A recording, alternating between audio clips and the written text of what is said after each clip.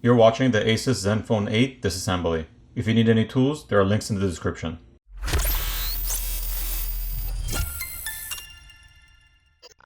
First, the SIM tray needs to be removed. Once the SIM tray is removed, you need to use a hairdryer or a heat gun to apply heat to the back plate so you can loosen up the adhesive underneath, and then you're going to use a plastic pry tool to pry the back plate off. Here's a look at your glass back plate.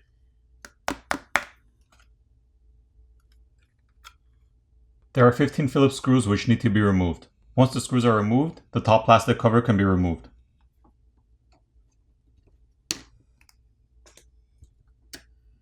Taking a look at the top plastic cover, there are some light colored gray antenna lines, as well as the NFC antenna located right over here. And here's a look at the backside. Now the battery cable can be disconnected. Now the speaker assembly can be removed.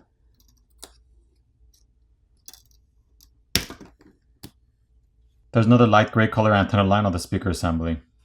And here's a better look at the speaker assembly. We can go ahead and peel off this graphite film over here, which helps transfer heat.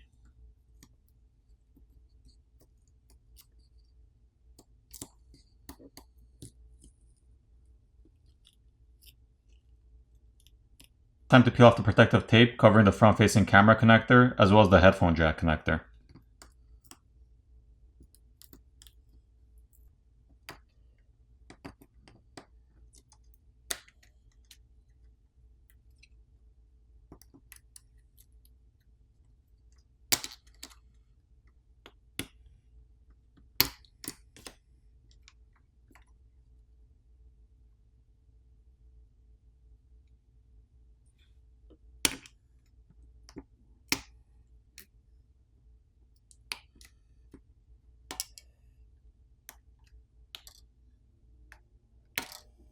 There's one Phillips screw holding down the main board, which needs to be removed. Once that screw is removed, we can lift up and remove the main board.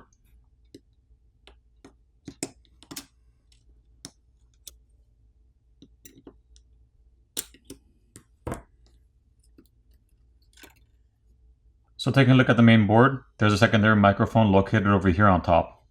You also have a small copper tape over here on this shield. One more thing to point out, this main board is a dual layered board, so it has one layer on top of the other. Taking a look at the back, we have some copper tape over here on top of the shields, as well as a lot of thermal paste. Once the copper tape is peeled back, we can see more thermal paste on top of the RAM and CPU over here, as well as these two chips over here.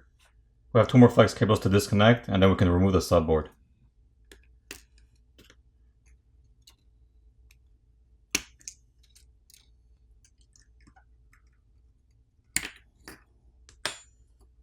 Taking a look at your subboard, your main microphone is located right over here.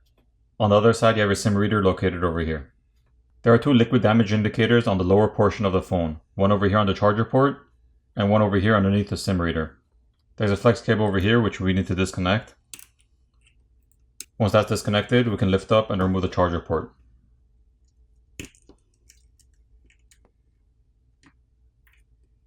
Here's a better look at that.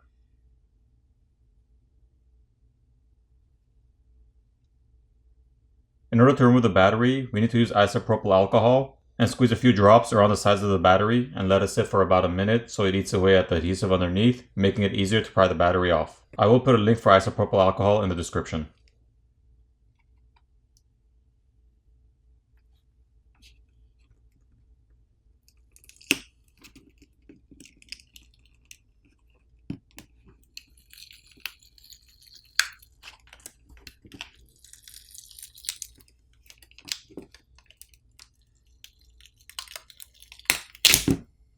Here's a better look at the battery.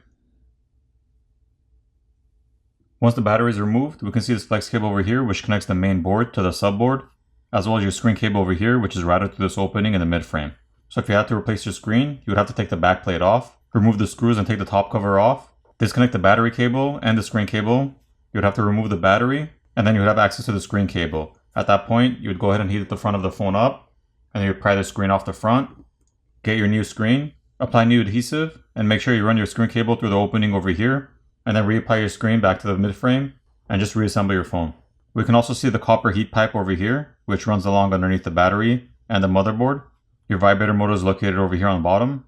And your earpiece speaker, headphone jack, and front facing camera are located on top. Your headphone jack and front facing camera can be removed by just lifting them up and out of their spot.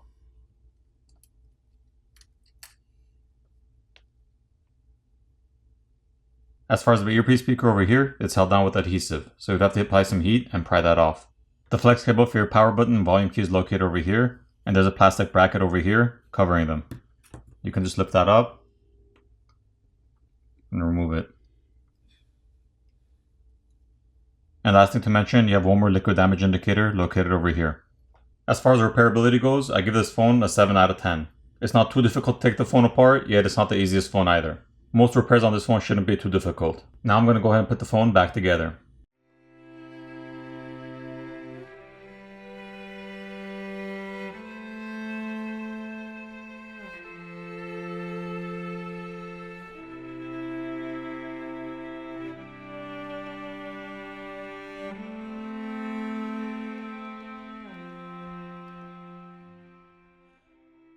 Once all your screws are back in place, apply new adhesive and reapply your back plate. And then flip over your phone, power it on, and you're done. I hope you guys enjoyed this video, and if you guys want to see more videos like this, make sure you like, subscribe, and click on the notification bell so you'll be notified the next time I upload a video. Thanks again for watching guys, and I'll see you guys in the next video.